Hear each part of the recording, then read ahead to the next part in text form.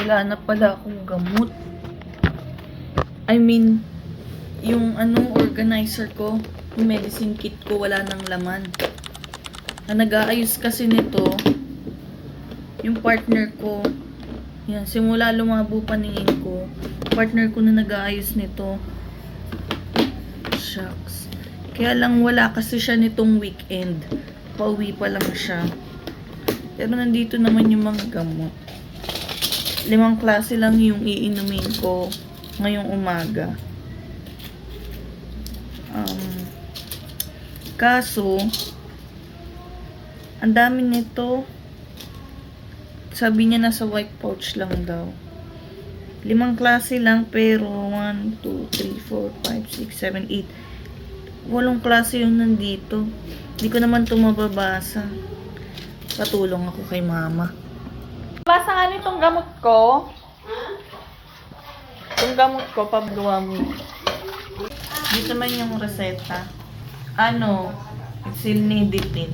Sus, ang liliit. Makita ko po to. Hindi ko kasi makita eh. Sus, ginoo.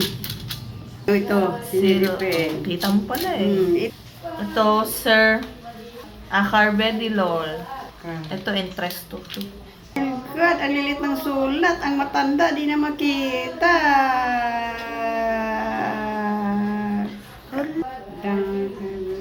Chlorine. Asa to dyan? Ano yun dyan? Carvedilol. Di ko nga mabasa. Ang liit. Di ko mabasa. Kahirap naman ito. Hala. Uh!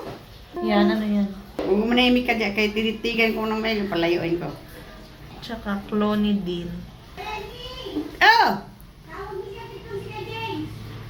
Andyan. Carpedilo niya. Ito, Carbedilol. Hmm. Carbedilol. Lord, hindi ko talaga makita.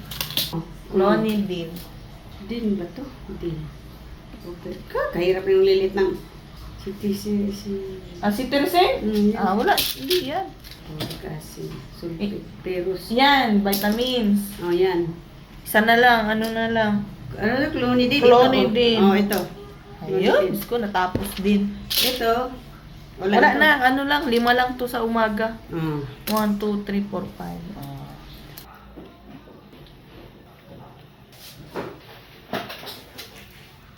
4 lang, kasi di ko sinasabay yung vitamins.